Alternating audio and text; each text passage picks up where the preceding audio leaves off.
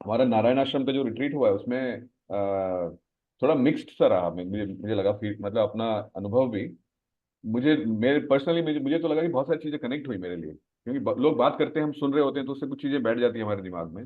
और जो प्रोसेस जो चल रहा है उसमें भी काफी सारी चीजें खुल जाती हैं, क्योंकि हर बार हर चीज तो खुलती नहीं है ना, मतलब कि कुछ चीजें नई नई निकल के आती हैं। तो मैं अभी रिसेंटली पूर्ण प्रगति में मैं वो एक अपना जो प्रोग्राम चलता है, एक साइंस लर्निंग का, उसको लेके बच्चों के साथ बात चल रही थी।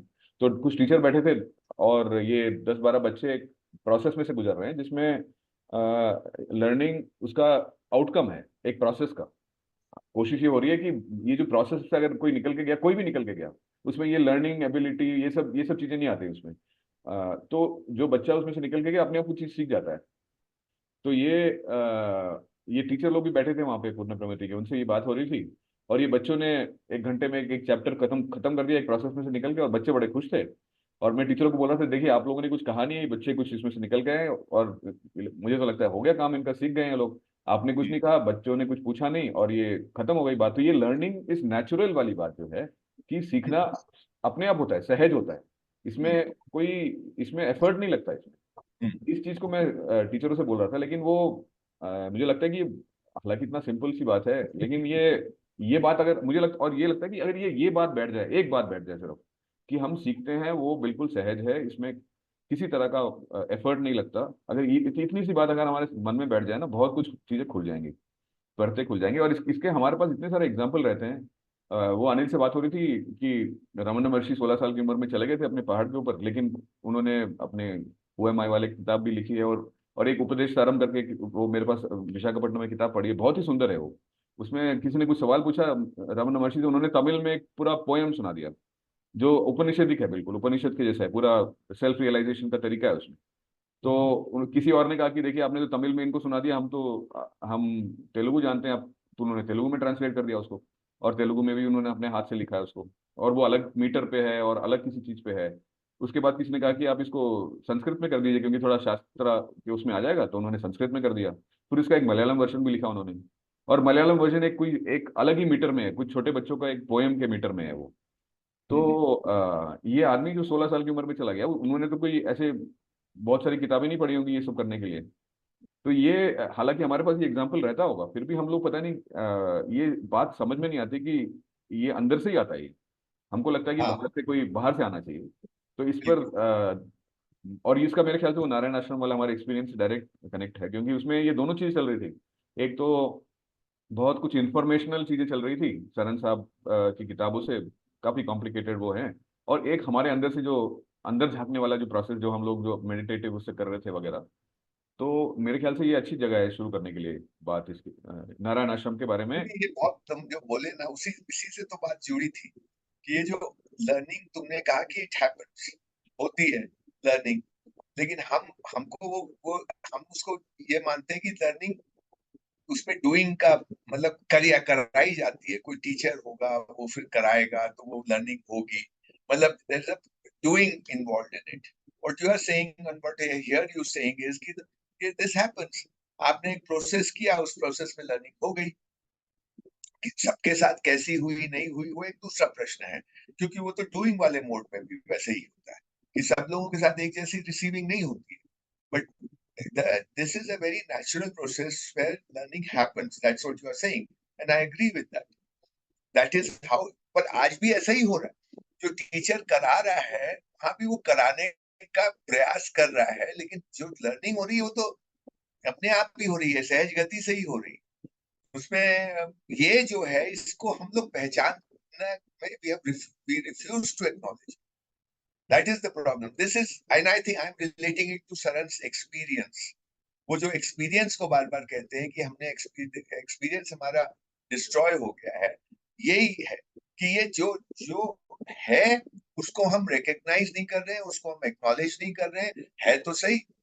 दिस इज द बिगेस्ट रेचेडनेस, कि जो चीज सामने हो रही है उसको जैसा है वैसा न स्वीकार करते हुए, वैसा न देख करके हम कुछ और तरह से उसको देखने की हमारी आदत पड़ गई है।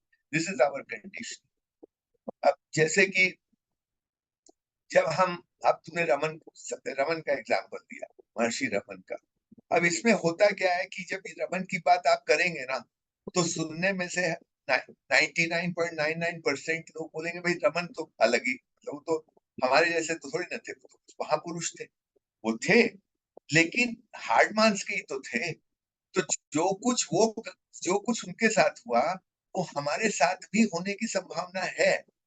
ये सोचने में भी डर लगता है, क्योंकि हम उनको पहले ही दूसरी कैटेगरी में डाल देते हैं। And I am not talking of arrogance कि हम उनके जैसे हैं, ये बोल के मैं अपने को उनके समकक्ष नहीं रख रहा हूँ। मैं क्वालिटीज की बात कर रहा हूँ। Inherent quality in a human being are the same whether it is Raman Maharshi और it is XYZ, and that inherent quality needs to be seen. तो वो दिखती ही नहीं है, क्योंकि हम पहले ही उनको एक कैटेगरी में डाल देते हैं कि ये तो अलग है। वही हम खाली रमन के साथ नहीं करते, वही हम सरन साहब के साथ भी करते हैं, वही हम गांधी जी के साथ भी करते हैं, वही हम कृष्णमूर्ति के साथ भी करते हैं, वही हम कुमार स्वामी के साथ भी करते हैं, कि हम जब उनकी बात करते हैं तो उनको ऐसे कुछ एक मतलब उनको इस तरह से प्रेजेंट किया जाता है कि जिसमें दूसरा आदमी अपने को मानता है कि नहीं, वो तो कुछ अलग ही चीज थे और हम कुछ अलग ही चीज है।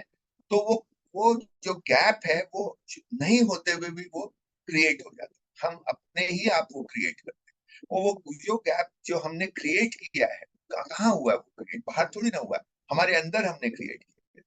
हमारी हमारी सोच में वो क्रिएट, और उस सोच में ये जो गैप क्रिएट होता है, उससे हमारी दृष्टि डिस्टॉर्ट हो जाती है। मैं मेरा ये कहना, उस वही सबसे बड़ा स्टम्बलिंग ब्लॉक बनता है, to to to which stops us from even the possibility of reaching there is curtailed, is sabotaged, so to say. तो मैं ये जो है ये बहुत इंपॉर्टेंट है, ये कैटेगरी वाला जो मामला है, ये इसमें भी होता है। ये सिर्फ शब्दों की कैटेगरी नहीं है, जिसकी हम लोग बहुत बार बातें करते हैं कि भारतीय कैटेगरी शब्दों की अलग है और वेस्टर्न कैटेगरीज अलग है। उसका एग्जाम्पल दिया जाता है जब हम समाज बोलते हैं कि समाज अलग है और सोसाइटी अलग है, धर्म अलग है और रिलीजन अलग है, ये सब हम बोलते हैं। लेकिन ये तो एक तरह की ये बात, पर इधर भी होता है कि रमन अलग है, हम अलग हैं, सरन अलग है, हम अलग हैं, गांधी अलग है, हम अलग है, यहाँ भी होता है। तो ये category is controlling us in a far more insidious manner than we even acknowledge or realize. That is what I was trying to say जब तुमने ये बात रखी।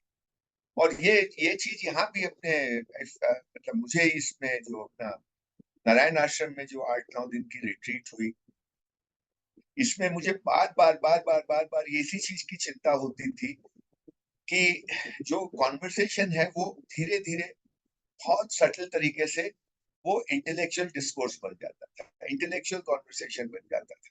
इंटेलेक्चुअल कॉन्वर्सेशन जब मैं बोलता हूँ तो मेरा उससे कहने का मैं प्रयास करूंगा उसको समझाने का, वो ये कि एक चीज रखी है आपके सामने। मान लीजिए इल्यूमिनेशन करके एक किताब है जो प्रोफेसर A.K. सरन ने लिखी है, उसमें बहुत सारे कोटेशंस हैं जो अलग अलग लोगों के हैं, वो सब मिला करके इल्यूमिनेशन किताब है। हम उसको हमारा उद्देश्य ये था कि हम इस किताब का सहारा लेकर हम अपनी दृष्टि पे काम करें।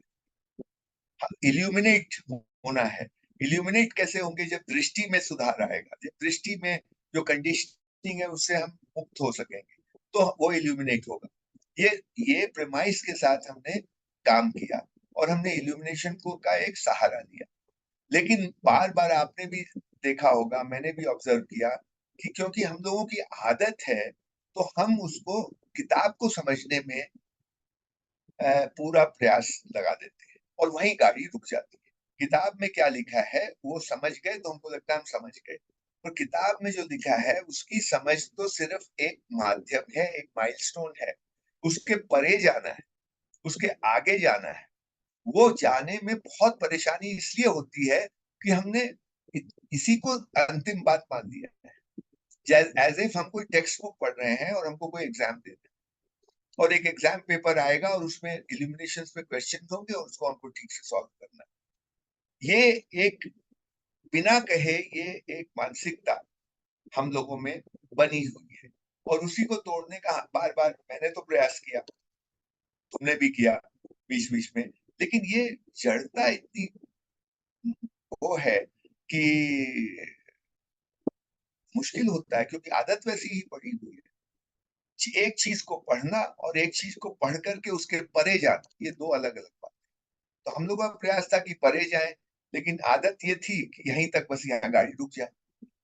तो we were going into the explanation of what Saran is saying, and then you know sometimes अच्छा भी लगता है, क्योंकि intellectual stimulation होता है, and which is nothing wrong with that, but we must be acutely aware that intellectual understanding is different from what we were trying to attempt, and that is, to me, वो जो quotation है वो but unfolds, आपके पास अगर वो किताब है तो आप पढ़ दें, तो मुझे तो वो पूरा ये चीज को कैप्चर करता है वो कोटेशन, जिसमें बट है वो किताब।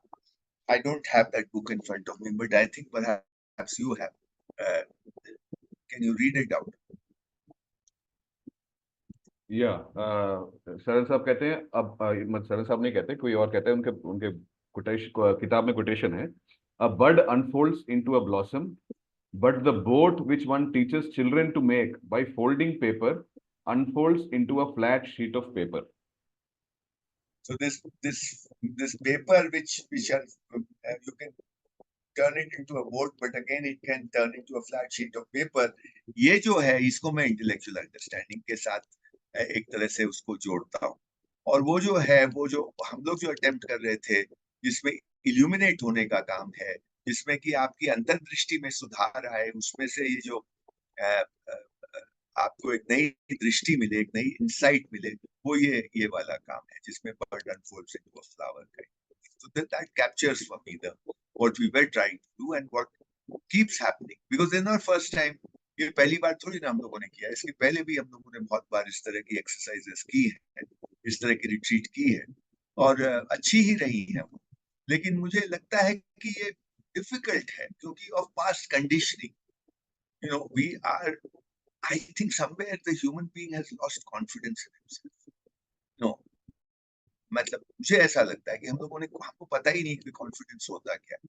तो कॉन्फिडेंस कहीं ना कहीं इंडिविजुअलिटी के साथ जुड़ गया इस मॉडर्न टाइम्स में, और उसमें इंडिविजुअलिटी के साथ जब जुड़ गया है तो कंपैरिजन के साथ जुड़ गया है।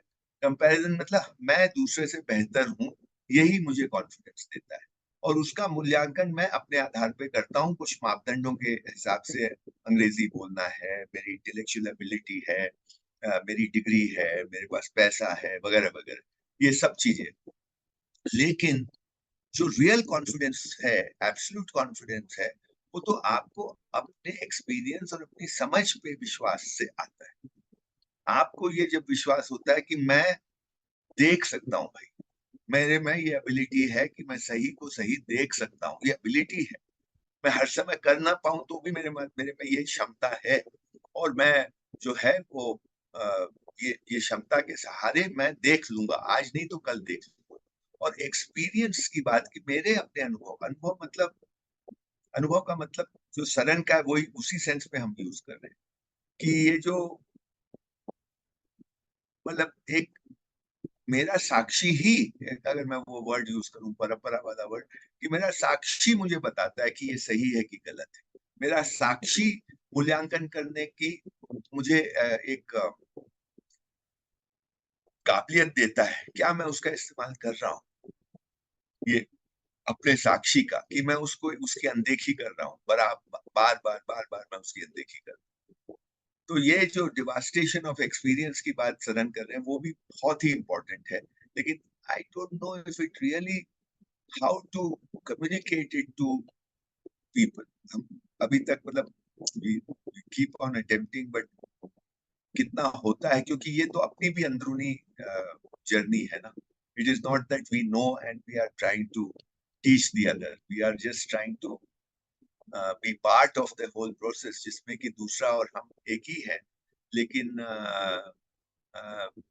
अटेम्प्ट ये है कि ईमानदारी से अपने साक्षी को देखते हुए हम अपनी बात को जब शेयर करते हैं, अपनी बात को जब, अपनी समझ को पूरी निष्ठा के साथ, दिखावे के लिए नहीं, अ, प्रभाव डालने के लिए नहीं, पर पूरी निष्ठा के साथ जब मैं शेयर करता हूँ, अपने ऊपर जिम्मेवारी लेके, सरन के ऊपर जिम्मेवारी डाल के नहीं, गांधी के ऊपर जिम्मेवारी डाल के नहीं, कुमार स्वामी के ऊपर जिम्मेवारी डाल के नहीं, कोई किताब के ऊपर या शास्त्र के ऊपर जिम्मेवारी डाल के नहीं, पर मैं उसकी जिम्मेवारी उठा करके जब बात करता हूँ, तो शायद दूसरा भी उससे प्रेरित हो, उसको भी कहीं कुछ लगे, इतना ही प्रयास है। एक बात आप जो कह रहे हैं उसी पे मैं कहना चाह रहा था, जो मुझे लगा नारायण आश्रम में जब रिट्रीट चल रही थी, मैं खुद देख रहा था अपने अंदर कि जब आप कह रहे थे ना भी कि किताब में जो लिखा है उसको समझना इंटेलेक्चुअल लेवल पे और उसके परे जाना कि वो आपके अंदर क्या कर रहा है, ये जो जहाँ यहाँ पे थोड़ी मेहनत लगती है उसके परे जाने पे ना। उसको पढ़ना तो आसान होता है, उसका हिंदी का इंग्लिश का हिंदी बना लो अपने समझने के लिए, वो भी आसान ही होता है। लेकिन वो मेरे संग क्या कर रहा है, वो उसमें थोड़ी मेहनत लगती है, थोड़ा मतलब थोड़ी दम लगता है। अब कोई आदमी का मेरे सामने आ जाए जो कहे कि यार इसका मतलब ये है, तो मुझे बड़ी रिलैक्स फील होता है। मैं एकदम से पीछे पे आराम से बैठ जाता हूँ कि हाँ अरे मैं समझ गया, हाँ हाँ यही तो है, यही है, बिल्कुल यही है। तो उससे फिर मुझे वो जो मुझे बता रहा होता है वो आदमी अच्छा लगने लग जाता है। यार ये तो बढ़िया है, इसने समझा दिया, मतलब जो मेहनत मुझे करनी थी वो मेहनत बनी, मतलब मेहनत बनी बनाई मेरे सामने परोस दी गई, साहब ये है इसका मतलब। तो फिर मैं उसी मतलब में फंस जाता हूँ, मतलब उसी मतलब को मतलब मान लेता हूँ, ये भी मान लेता हूँ कि हाँ यही मतलब है। और फिर मैं उसमें अपना कुछ मतलब अपना कुछ दम फिर लगाता नहीं हूँ उसके बाद। तो वहां पे मुझे लगता है कि गड़बड़ हो जाती है। हमको अच्छा तो लगता है उस पल के लिए, वो पूरा का पूरा सेशन या वो पूरा का पूरी बातचीत हमें अच्छी लगती है। जैसे कई बार मैं आपके संग भी मेरे से होता है, जब मैं आपके संग बात करता हूँ आप मुझे कुछ बता देते हैं तो मेरे को अच्छा लगता है। लेकिन फिर मेरा जो ग्रो करने का पोटेंशियल था, मेरा जो ऊपर उठने का पोटेंशियल था, वो वहां पे रुक जाता है और मुझे अच्छा भी लगता है। तो ऐसा मुझे कई बार अपने जो नारायण आश्रम की रिट्रीट थी उसमें कई बार ऐसे मौके आए जब मुझे लगा कि लोग रुक गए और लोगों को अच्छा लग रहा था। जो कि अगर उसको मैं वृहद स्तर पे देखूं तो मतलब वो ठीक बात नहीं थी, क्योंकि जो हमारा मतलब मुझे लगता है जो हमारा मेन ऑब्जेक्टिव है कि यार लोग थोड़ा सा अपने आप को कुरेदें, अपनी बात को देखें अपने अंदर जाके, वो वहां पे रुक जाता है और लोग उनके सामने जो बनी बनाई खीर आती है वो उसको पसंद करने लगते हैं। और उसमें फिर वो बह जाते हैं, मतलब उसमें बह जाते हैं क्या उसमें ही रह जाते हैं, बहते भी नहीं उसी में रह जाते हैं, वहीं पे रुक जाते हैं। तो ऐसे कई क्षण मुझे लगा कि नारायण आश्रम रिट्रीट के दौरान आए।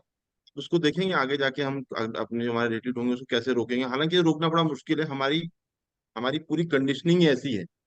हमको हर जगह बना बनाया चाहिए, हमको पूरा का पूरा समाज ही बना बनाया चाहिए, हर चीज हमको बनी बनाई चाहिए, क्योंकि हम इस हमको ऐसी ट्रेनिंग मिली है और पूरा का पूरा सिस्टम भी ऐसे ही है कि हमको सब कुछ बना बनाया परोसने के लिए तैयार है। तो कहीं ना कहीं वो भयंकर हमारे अंदर कंडीशनिंग हो गई है उसकी कि हम ऐसे ही हो गए हैं। और जब ये ये उसी को हमारे मान लेते हैं ना कि यही समझ है, यही तो हाँ प्रॉब्लम हो जाता है। और उसको हाँ ये जैसे ये कोट जो अभी अरुण ने पढ़ा, ये कोट को भी मजेदार बात ये कोट को भी इंटेलेक्चुअली ही सुनते हैं और पढ़ते हैं। मतलब what is the difference between the two, इसको भी इंटेलेक्चुअली तक ही समझा जाता है। और मैं ये मानता हूँ कि जो लोग ऐसा समझते हैं उनके भी जीवन में जो बड़ा बदलाव आया है, और सबके जब जीवन में बदलाव आते हैं, वो बदलाव इस तरह से नहीं आया, ये इंटेलेक्चुअल अंडरस्टैंडिंग से नहीं आया, वो बदलाव दूसरी तरह की समझ से है। लेकिन उसका भी पुनर्मूल्यांकन नहीं करते, या उसको भी रिविजिट करें याद, क्योंकि वो सहज है। वो जो बदलाव आया वो सहज है, जो अरुण अभी बोल रहे थे कि हमने क्लास में पढ़ाया और वो अ, बिना पढ़ाए बच्चों को मतलब बातचीत की होगी, कुछ किया होगा, कोई प्रोसेस चलाया होगा और वो बच्चे समझ गए। It which not regular teaching in the sense कि आप बोर्ड पर जिस तरह पढ़ाया जाता है वैसा कुछ नहीं। तो ये भी हो गया, मतलब बिना किए होना, ये जो करना और होने का जो डिफरेंस है ये बहुत महत्वपूर्ण है। और करना कभी रुकता नहीं है, लेकिन करना होने में सब्स्यूम होता रहे तो इश्यू नहीं है। जब करने को हम होने से अलग कर देते हैं और सारा एम्फोसिस करने पे हो जाता है, तो ये सारी समस्याएं आती।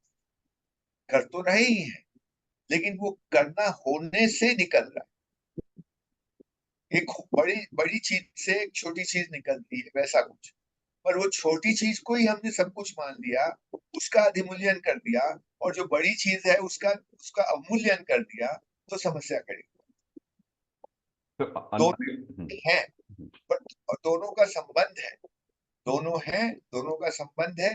एक की वरीयता है, दूसरा उससे निकलने वाली चीज है, ये प्रोसेस है। लेकिन जो निकल रही है उसको आपने पूरी वरीयता दे दी और उसको दूसरे वाले को इग्नोर कर दिया, जिससे वो उसका जन्म हुआ, जो चीज निकली है बात। इसकी वजह से ये पूरा मुझे लगता है कि कहीं ना कहीं this is impacted, this is the condition, this is the problem, basic problem. नहीं, एक चीज जो अनिल कह रहे थे ना, उसमें उसमें थोड़ा सा वो एक ध्यान दिलाना चाहता हूँ उसमें। अनिल कह रहे थे कि मेहनत लगती है इसमें, कि कोई समझा दे तो वो मेहनत नहीं लगती। तो ये मेहनत जो है, ये मेहनत हमारे जो कंडीशनिंग को तोड़ने की मेहनत है। इसको हाँ, समझने में मेहनत नहीं लगती, हाँ, समझना सहज है। तो समझना is automatic, but we are so caught in this thing कि इसी तरीके से हम सीखते हैं कि एफर्ट लगता है, एफर्ट के बिना कुछ समझ में नहीं आती बातें, तो हम उस एफर्ट में फंस जाते हैं। तो ये मेहनत जो है, जो हमको करना है, वो मेहनत ये है कि इस मानसिकता से निकलना है कि हमको ये बिना मेहनत के हम समझ नहीं सकते शायद, सो आई थिंक दैट तुम जो कह रहे थे उसमें ये one slight distinction is required there. Learning is effortless, understanding is effortless, effort is all in the world of this करना, यू नो। तो और ये करने वाली दुनिया में हम लोग फंसे हुए हैं। इसलिए जो पवन जी कह रहे हैं उसको इसका इंपॉर्टेंस की बात जो है वो ये है कि वो हमको लगता है कि वो चीज समझ गए तो ये ऑटोमेटिक वाला प्रोसेस अपने आप हो जाएगा। ये ऑटोमेटिक प्रोसेस में कोई एफर्ट नहीं लगता, लेकिन तो ये अंदर होने वाले प्रोसेस तो होता है ना, उसमें उसमें थोड़ी हमको कुछ करना पड़ता है, करना अलग है और होना अलग है। तो ये तुम जो कह रहे थे ना कि मेहनत जो करनी पड़ती है हमको सुनने के बाद, वो मेहनत इस पे करना है कि हम जो जो हमने बना रखा है सर के अंदर उसको हटाना है, उसको वो मेहनत है। समझने के लिए कोई मेहनत नहीं है। I think Pavan ji, I think is an important distinction. We is learning is natural वाली जो बात है ना, या समझना ऑटोमेटिक है या होना is effortless. I think that is the central point which needs to be, किसी तरीके से अगर बात ये समझ में आ जाए तो उसके बाद फिर आसान है ना फिर। हाँ, उसको जैसे एक समझने छोटा में सी ये बात है। आपको ये भी तो मतलब ये मुश्किल है कि आदमी का ईगो उसको बिगाड़े आदमी, बिकॉज उसने इतना कुछ किया है भाई। मतलब नाम कमाया है, पैसा कमाया है, पदवी कमाई है, स्टेटस कमाया है, पॉपुलैरिटी हुई है, पहचान बनी है।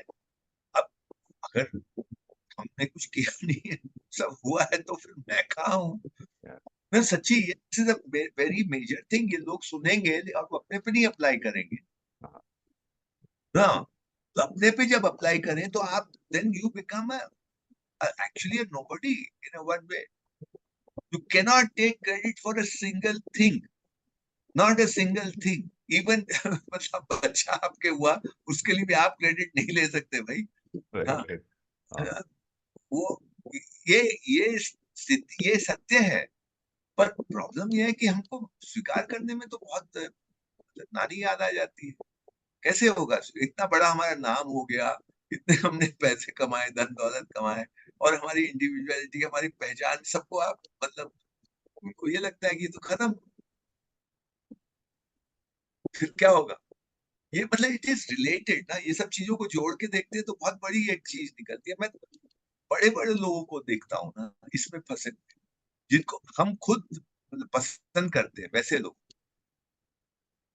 मैं ये नहीं कह रहा हूँ कि मैं पूरी तरह से इससे मुक्त हो गया, लेकिन I can see it, I can see it very clear, you know, that what is it happening. And this I can see that I cannot, when I say I cannot take credit for a single thing, this I say with all honesty, which doesn't mean कि मैं कुछ करता नहीं, of course करता हूँ, दिन भर करता हूँ, ये भी कर ही रहे हैं अभी अपन। तो करना तो होगा ही, no way out of not करना। नॉट होना में रहने का मतलब ये थोड़ी ना कि करना, इट्स नॉट आइदर और। This is another problem of modernity, कि एवरी हमारे दिमाग में बैठ गया है कि ये आइदर दिस, और हम बाइनरी में ही सोचते हैं।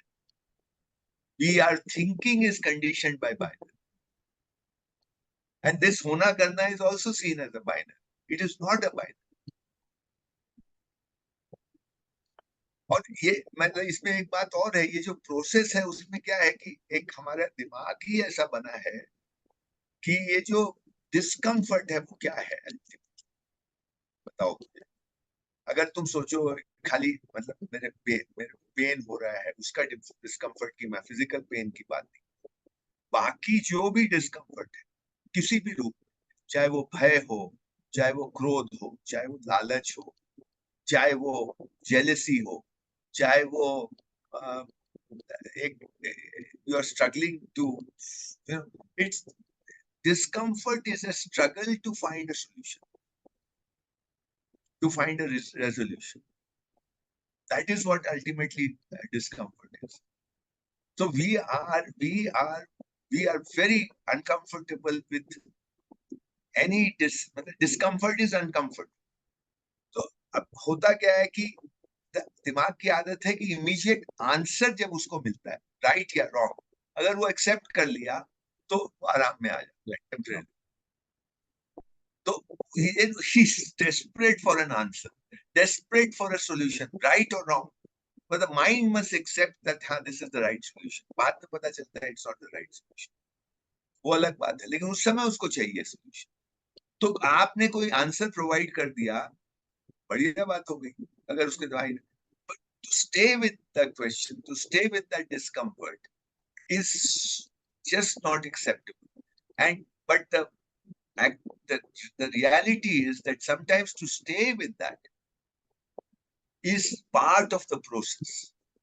To stay with that dilemma, to stay with that paradox, to stay with that thing, that conflict, and that itself dissolves. Like in Vipassana, many people who've gone to do Vipassana, including me, I've experienced this, that a physical pain in my knee, apparently a physical pain in my knee while I'm doing Adhishtan for 1 hour, I have seen it dissolve on its own without my opening my legs. वहीं बैठे बैठे, ये मेरा ही सिर्फ experience नहीं, बहुत लोगों का एक्सपीरियंस कि आपका अपेरेंटली एक फिजिकल पेन अपने आप ऐसे विदीर्ण हो जाता है, डिसॉल्व हो जाता है. तो ये स्टेइंग विद द कॉन्फ्लिक्ट और स्टेइंग विद अ पैराडॉक्स और a dilemma also leads to, this is a process, if you stay with it, sometimes it dissolves into a resolution. That doesn't mean an answer will drop from the air and you will, it just will dissolve. You will probably find that the question itself was false. The dilemma itself was false. You know, something like that. I think I interrupted you saying something. Anil कुछ कह रहा था Anil. Oh, मैं इसी पर आ रहा था, stay with the question वाले पे, ये तो सर आ ही गए उस पे, क्योंकि ये इस फ्रेज को भी समझना, मतलब इसको आत्मसात करना और अपने अंदर देखना कि क्या मैं रह पा रहा हूँ, जो अभी सर बोल रहे थे, डिलेमा के संग रह पा रहा हूँ, या मेरे पूरी की पूरी जो मेरा पूरा अस्तित्व है वो उसके सोल्यूशन की को के लिए बहुत कीन है कि सोल्यूशन मिल जाए, या मैं इस रहने को भी कोई देख पा रहा है क्या? तो ये भी तो एक इम्पोर्टेंट बात है ना, कि रह भी रहे हैं और उसी पर ये इस बात की बेचैनी भी है कि यार इसका कुछ सोल्यूशन मिल जाए। तो वो उसको मैं रहना नहीं मान रहा हूँ ना, मैं सोच रहा हूँ कि रह रहे हैं तो रहने को ही देख रहे हैं। वो फिजिकल पेन में तो फिर भी वो बहुत एविडेंट होता है कि आपके पीठ में दर्द हो रहा है विपश्यना में बैठे हुए, और आप देखते रहते वो गायब हो जाता है, आपके पाँव में दर्द होता है वो गायब हो जाता है। लेकिन जो ये फिजिकल नहीं है, जो एकदम से वस्तु के रूप में नहीं है, उसमें उस कॉन्फ्लिक्ट में रहना, उस रहने को भी समझना चाहिए कि वो रहना क्या है। उस रहते हुए अगर ये कीननेस आपके अंदर है कि नहीं यार, कुछ सोल्यूशन, मुझे ही कुछ सोल्यूशन मिल जाए, मुझे मतलब मेरे अंदर से भी कुछ वो हो जाए, तो वो आई थिंक वो रहना नहीं है। उसको और थोड़ा गहराई से समझना चाहिए, स्टे विद द क्वेश्चन वाले फ्रेज को थोड़ा हमको और, मतलब मैं खुद में देखता हूँ कि थोड़ा और उसको देखना चाहिए कि क्या है। ये तो प्रैक्टिस की बात कर, उसका कुछ प्रैक्टिस की बात हाँ, होती होगी, कुछ अनुभव की बात है। एक बार आपने आपके साथ कभी हुआ है तो फिर आपको दिखेगा ना, किसी के बोलने हाँ, से तो नहीं होगा ये। अगर आप हाँ, हाँ, अगर आपने कभी, जैसे विपස්සना तो जब जोर जबरदस्ती हमको बिठाए रखते हैं ना वो 1 घंटा, तभी हम ये अनुभव कर पाते हैं कि निकल गया वो। तो उस तरीके से हमारे पास ये दूसरे चीज का कोई अनुभव ही नहीं है। नोबडी हैज टोल्ड अस कि स्टे विद द क्वेश्चन का जोर जबरदस्ती से किसी ने कभी करवाया नहीं हमसे। तो ये तुक्के से जिसके साथ हो गया वो बंदा निकल जाता है थोड़ा सा आगे उसको समझ में आती है बातें, बाकी बंदे लोग ढूंढते रहते हैं। तो आई थिंक हमारे जो whatever retreats we do we are, this process is what we are trying to हम मेक। ऐसे एक्सरसाइज जब हमारी हमारी रिट्रीट होंगी, ऐसी दिमाग में ऐसी अभी अभी आया कि ऐसी कुछ एक्सरसाइज कर सकते हैं, जैसे कि ये स्टे विद द क्वेश्चन है, होना और करना वाली बात है। तो ये मुझे लगता है कि ये हर बार जब भी हम रिट्रीट करते हैं, ये कोर बातें निकल के आती है ना, ये इसी के इर्द गिर्द हम रहते हैं। तो क्या हम सिर्फ इसी को फोकस करके, इन्हीं कुछ फ्रेजेस को फोकस करके और उस पर कुछ मतलब सीरियसली एक्सरसाइज करके, भाई आप अपनी को कुछ भी बात उसको उसको जैसे हम पॉज की बात हमने भी नारायण आश्रम में एक एक्सपीरियंस किया, वैसे इसको भी एज ए एक्सपीरियंस करके कि लोगों के संग एक तरह की एक्सरसाइज हो जाए कि भाई मतलब देखें अपने अंदर की क्या हो रहा है और क्या उस होने के बाद कैसे करना स्वयं में ही फलीभूत हो जा रहा है। तो उसके लिए कोई बहुत एफर्ट नहीं लग रहे। तो उसको उसको जैसे आपने अभी पूर्ण प्रमत्ति के संग किया कि वो आपने वो हो गया 1 घंटे में, है ना। तो ऐसा कुछ एक्सरसाइज हम लोग क्या डिजाइन कर सकते हैं कि ऐसी चीजें लोगों को दिखे अपने सामने कि हाँ ये हुआ है, ऐसा हुआ है। मेरे ख्याल से ये ऐसा जो पॉज वाली बात जो कर रहे हो उसको तो हमने ठीक से इम्प्लीमेंट नहीं किया ना। हमने बोल दिया शुरू में एक दो बार, कोई तो पॉज करता नहीं है। तो इसको अगर हम जानबूझ के अगर इम्प्लीमेंट करवा दें कि नहीं आप बोल ही नहीं सकते 1 मिनट के, अगर कोई बोलेगा तो टोक देंगे, बोलेंगे रुक जाओ 1 मिनट बाद ही बोलोगे आप। अगर इतना कर पाए तो, जैसे वो रमना महर्षि की भी कहानी है ना कि कोई पूछने आता है सवाल।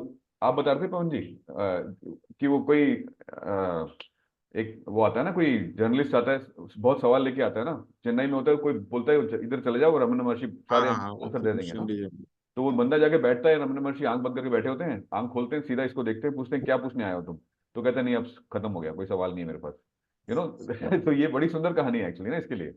तो हम लोग जो जो चाहते हैं उसके लिए बहुत ही अच्छी ये कहानी हमारी इस वर्कशॉप में किसी ने सुनाई थी, लेकिन हम लोग तो हाँ हाँ चाहते थे हाँ। कि आप थोड़ा चुप रहो, अभी तो कोई वो थोड़ा इम्प्लीमेंट करना मुश्किल हो जाता है। आई थिंक थोड़ा सा we'll have to be a little, maybe we can, जो अनिल जो कह रहे हो ना कि एक्सरसाइज की बात कर रहे हो, कुछ किसी तरीके से some kind of way in which it can be implemented may be a nice thing। Pavan ji I think it's a good idea, ये पॉज वाली बात भी अगर किसी तरीके से हो जाए। पॉज तो बहुत जरूरी है भाई, बहुत हाँ, बहुत जरूरी है। And I think we'll have to be more trick. Strict about हाँ इट। हाँ, और पर क्या है कि ग्रुप भी थोड़ा और छोटा होना हाँ तो बेटर है। इस बार I felt that the group was big, हाँ, 30-35 लोग ज्यादा 32 आ जाते हैं 34 हाँ। पीपल। या ज्यादा हो जाते हैं, हाँ, 20 आई think is a good number, 20 15-20 लोग होते तो बड़ा। 20 हाँ 20 22 बीस बस। हाँ, पच्चीस हाँ 25 से ज्यादा नहीं। इस तरह आई थिंक 25 भी शायद ज्यादा है। I think 20 is a good this number. Is includes हाँ हाँ, वो जो देहरादून में हुई थी इल्यूमिनेशन लास्ट सितंबर में, उसमें 18 लोग थे। वो हाँ बहुत उसमें हाँ। फैंटास्टिक या कोलैबोरेशन। हाँ वही अच्छा, अभी भी याद वही है हम लोग को कि वो बढ़िया चला था बहुत। तो आई थिंक वो नंबर से क्योंकि बहुत उसकी फर्क कोई पड़ता बहुत, हाँ, बहुत प्लानिंग भी नहीं थी, और वो क्योंकि उसमें फिर सब लोग पूरे इन्वॉल्व हो जाते हैं ना। है। हाँ सही है। और वो जब इस कुछ कुछ लोग आधे इन्वॉल्व होते हैं आधे इन्वॉल्व नहीं होते, तो उसकी जो एनर्जी बिल्डअप होती है शायद वो भी कहीं ना कहीं फर्क पड़ती है बाकी सब लोगों के ऊपर। हाँ, वो भी बिल्कुल। अपने को करना चाहिए कि यार बीच में आके ऐसे नहीं आप बैठ सकते, आना तो शुरू कर, कुछ करना पड़ेगा। We are too lenient, we have to be a little right. Strict. बढ़िया। तो और कुछ पॉइंट इसमें, या आई थिंक इट्स बढ़िया डिस्कशन हुआ। बातें तो बहुत कुछ हो सकती है, बात बात से एक बात एक निकलती बात है सर तो। मैं आपसे पूछना चाह रहा था, वो जो आप एक थोड़ी देर पहले कह रहे थे ना कि हम रमन महर्षि से या किस मूर्ति से अपने को डिस्टिंग कर देते हैं, अलग अलग कर देते हैं, कैटेगरी अपनी अलग कैटेगरी मान लेते हैं, उनकी अलग कैटेगरी मान लेते हैं। तो उसमें जब आप ये बोल रहे थे तो उसमें मेरे मन में आ रहा था कि अ, हालांकि वो बहुत रिलेवेंट नहीं है, पर मुझे फिर भी मेरे मन में आता है, बोल देता हूँ कि जैसे कुछ ये तप तपस्या, उससे निर्मित हुई एकाग्रता के बाद कुछ दृष्टि हमारे पास आती है, तो वो उस कैटेगरी को क्या मतलब उसके संग क्या मैं कैटेगरी अपना। तो नहीं, कैटेगरी अलग बात है, एक श्रेष्ठता की बात नहीं कर रहा हूँ। ऑफ कोर्स वो श्रेष्ठ है। हाँ, वो मैं मुझे थोड़ा डर लगा। श्रेष्ठ तो मतलब हम लोग बैठे हैं तो उसमें भी तुम बोलोगे भाई ये आदमी ज्यादा श्रेष्ठ है, ये आदमी कम श्रेष्ठ है। श्रेष्ठता में प्रॉब्लम नहीं। कोई आदमी ज्यादा लंबा है, कोई ज्यादा थोड़ा वो है, कोई ज्यादा पढ़ा लिखा है, थोड़ा कम पढ़ा लिखा है, इसमें प्रॉब्लम नहीं है। लेकिन आप अगर उनको अलग मतलब ये मान लेंगे कि ये तो अलग ही है, कोई ये श्रेणी ही अलग है। और उस श्रेणी मतलब जब ऐसा मान लेते तो ये मान लेते कि हम उस श्रेणी में जा कभी, जब श्रेणी ही अलग है तो बात ही खत्म हो गई ना। कैटेगरी श्रेणी है, लेवल्स की बात नहीं होगी। जैसे कि कोटि अलग है, हाथी की कोटि अलग है, मनुष्य की कोटि अलग है ना, कोटि सेम नहीं है। ये दो अलग अलग चीजें हो गई, उनकी वर्किंग, उनका प्रोसेसिंग सब कुछ अलग है। तो अगर उसको अलग कैटेगरी में रख दे तो ये मानते भाई वो तो मतलब हम, जब ये एक सोच के देखो क्या होता है आपके दिमाग में जब आप ऐसा करते हैं। तो श्रेष्ठ है, लेकिन हम भी उस श्रेष्ठता को उपलब्ध हो सकते हैं। हाथी को हम उपलब्ध नहीं हो सकते, कुछ भी कर लो। हम्म। या देवता को हम उपलब्ध नहीं हो सकते, कुछ भी कर लो। देवता अलग कोटि है, असुर एक अलग कोटि है। तो हम उस कोटि में नहीं जा सकते। ये तो मनुष्य कोटि ही है ना, कोटि तो मनुष्य की है, चाहे वो कोई भी हो। अब उसमें भी अगर हम इसको ये कर देते हैं तो फिर हम उनको पढ़ रहे हैं तो पढ़ लीजिए, उसमें क्या निकलेगा, कुछ नहीं निकलेगा। वो एक तमिल संगम लिटरेचर का एक तमिल संगम लिटरेचर का एक पोएम है जिसमें इसी तरह की बात होती है, मतलब 2000 साल पुराना पोएम होगा ना। तो उसमें ये कहते हैं कि वो जीवन के अनसर्टिनिटी के बारे में बात करते हैं, फिर कहते हैं कि ये जो लोग देख पाते हैं उन्होंने हमको बताया है। और हम्म, कहते हैं because we know this, we do not, we are not over odd by the great, and we do not condemn the जो नीचे वाले लोग हो। हाँ, तो मतलब हम नीचे को बहुत नीचा नहीं समझते और ऊंचे को बहुत ऊंचा नहीं समझते, क्योंकि हमने ये एब्सोल्युटली। देख लिया कि सब कुछ ऐसा है कि हाँ, यू नो। ऐसा थोड़ी ना कि श्रेष्ठता को हम सम्मान नहीं करेंगे, हाँ। बात नहीं हो रही है। हाँ, श्रेष्ठता का सम्मान है, हम्म, लेकिन वो कैटेगरी अलग नहीं है। ये थोड़ा सटल है, थोड़ा इस पे yeah, विचार करो, समझ में आएगी बात। हम बहुत, पूरा सम्मान है गांधी जी के लिए, पूरा सम्मान है सरन के लिए, पूरा सम्मान है सरन साहब के लिए। वो कोई कैटेगरी अलग नहीं है। अगर कैटेगरी अलग है तो मैं तो फिर तो ठीक है भाई, देखते रहो। हम्म। नहीं, ठीक है, ठीक है, मैं समझने की कोशिश करता हूँ। देवता का कैटेगरी अलग है, मनुष्य का अलग है, बेसिकली सब हाँ, ये मनुष्य ही है सब। हाँ, सब करण मनुष्य साहब ही भी है। मनुष्य हैं, हम हाँ, देवता नहीं बन सकते लेकिन मनुष्य तो बन सकते हैं ना अपने आप को। बुद्ध भी मनुष्य ही है। मैं तो हाँ, ऐसे ही मानता हूँ, कोई हार्ड मांस का जो है वो मनुष्य है। हाँ, हाँ। हाँ, मतलब इसको मानने से क्या होता है, उसको नहीं मानने से क्या होता है, ये सोचो। हम इसमें नहीं हाँ, जाएंगे कि वो देव क्या थे क्या नहीं थे, वो बहस अपने को करनी नहीं आती। पर हम अगर एक चीज को ये मानते हैं तो मेरे साथ क्या होता है, और मैं ये भी मानता हूं तो मेरे साथ क्या होता है, ये स- मानना ना मानना आपके ऊपर है। Ultimately it comes to that. इसमें लॉजिक लॉजिक नहीं है। मैं अगर इसको ऐसे मानता हूं तो मेरे साथ क्या हो, मैं उसको वैसे मानता हूं तो मेरे साथ क्या हो। मैं ऐसे क्यों मानूं और वैसे क्यों मानूं, यह आपका निर्णय है। जैसे तुमको इससे हमको याद आया, नागराज जी का एक बहुत सुंदर कथा है। वो बोले मैं पहली बार जब आईआईटी गया, दिल्ली आईआईटी, तो मैंने अपनी पूरी बात बताई। पूरी बात बताई, 1 घंटा लगा के बताई, आधा पौना घंटा लगा के जो भी। फिर वहां बैठे जो भी लोग थे उनसे पूछा कि आपको कुछ समझ में आया, तो उन्होंने कहा नहीं। तो बोला फिर से मैंने कोशिश किया, फिर पूछा तो उन्होंने बोला नहीं। तो फिर वो मेरे को बोले कि मैं घर आके मैंने इस पे विचार किया। तो मेरे पास दो दो ऑप्शन थे। एक ऑप्शन था कि ये सब इनको नहीं समझ में आने, ये समझने के लायक नहीं। हम्म, ये भी एक ऑप्शन है, ये निष्कर्ष हम निकाल सकते हैं। पर उन्होंने कहा ये ऑप्शन है।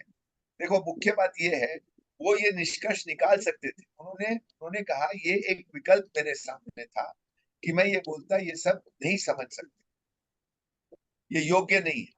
दूसरा ऑप्शन था कि मेरे बोलने में त्रुटि है, मैं उनको समझा नहीं पाया। तो एक ऑप्शन है कि मैं उनको समझा नहीं पाया, एक ऑप्शन है कि ये नहीं समझ सकते। मैंने इसमें से एक ऑप्शन चुना। ये सही है कि गलत नहीं बोल रहे नागराज, मैंने ये ऑप्शन चुना कि मैं नहीं समझा पाया। तो इससे क्या रास्ता खुला? इससे एक रास्ता खुला कि मैं उस पे अपने अभिव्यक्ति पे काम किया। अगर मैं ये ऑप्शन चुनता कि वो नहीं समझ सकते तो रास्ता बंद। तो यही बात मैं इसमें कह रहा हूं कि अगर आपने उनको दूसरी कैटेगरी में रख दिया तो आपका रास्ता बंद।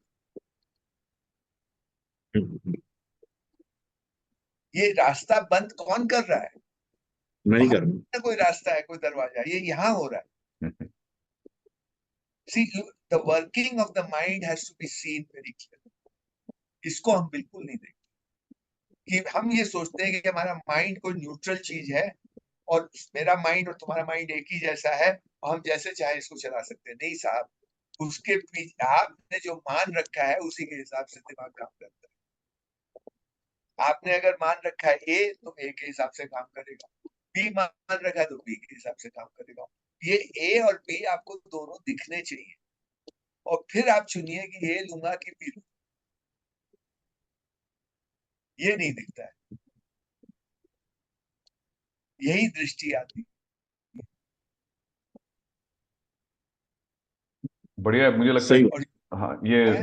नारायण आश्रम का ये हो गया, बट ये दिस इज ऑल्सो अगला वर्कशॉप होगा, उसके पहले हम लोगों को बोलेंगे कि ये वाला वीडियो भी देखो, आई थिंक इसमें काफी ये setting the context for all workshops that we नहीं डू। नहीं, ये अभी अभी जो सर कह रहे थे ना, इसमें इसमें ये जैसे जैसे दिखने लगा ना कि अगर हाँ, अगर मैं ये मान लूं कि यार मैं तो कृष्ण मूर्ति तो किसी अलग कैटेगरी की है और मैं अलग कैटेगरी का हूँ, तो मेरा दिमाग अलग तरीके से वास्तव में काम करेगा।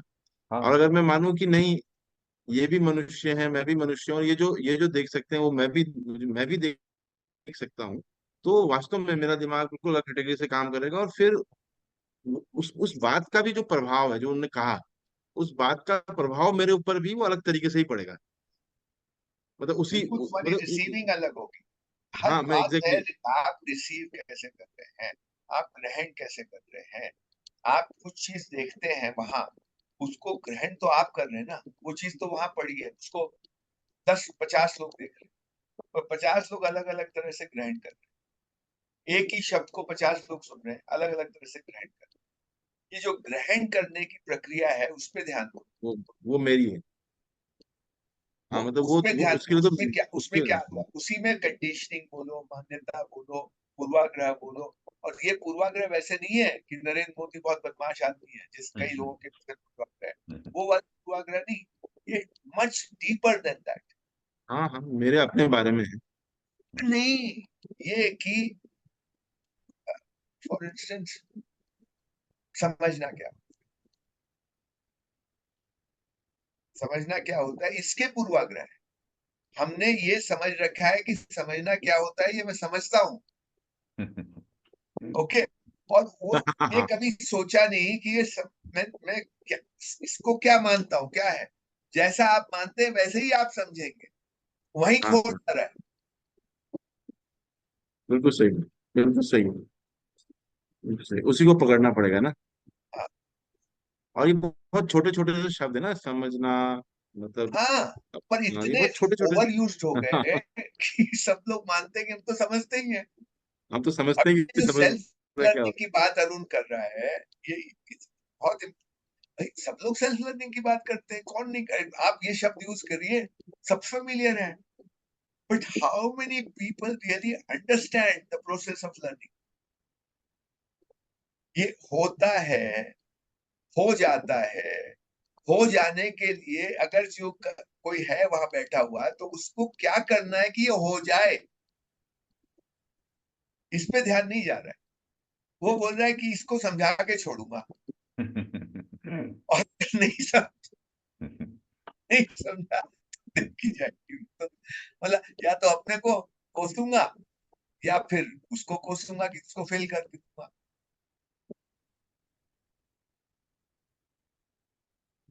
See, ये आज का समस्या नहीं है, ये समस्या बहुत बहुत गहरी मानवता की, मॉडर्न दिमाग की समस्या है। मैं तो ये मानता हूँ। इसका मतलब ये नहीं है कि ये 200-300 साल पहले ये समस्या नहीं होगी, पर इतनी जड़ता नहीं थी जितनी आज आ गई। आज जड़ता बहुत है because of individuality. Because of ये एजुकेशन की वजह से, कि एजुकेशन। एजुकेशन का मतलब ही ये हो गया कि हमारे पास कितनी बड़ी डिग्री है ना। इसकी वजह से ये आया, ये इंटेलेक्चुअल लर्निंग की वजह से उसका जो महिमा मंडित हुआ है। पहले पंडित नहीं थे क्या यार, पहले विद्वान नहीं थे क्या, थे ना। पर वो कभी भी इतने महिमा मंडित थोड़ी ना हुए। कोई एक आध हो गए तो हो गए, पर वो तो शंकराचार्य जैसे या मंडन मिश्र जैसे। पर सामान्य जीवन में भी तो लोग थे ना विद्वान लोग, इतने महिमा। कोई ने किताब लिखी, अपना नाम ही नहीं लिखा। इतनी बड़ी बड़ी पुस्तकें लिखती, किसी ने नाम नहीं लिखा। आज तो पहले नाम आता है फिर किताब छपती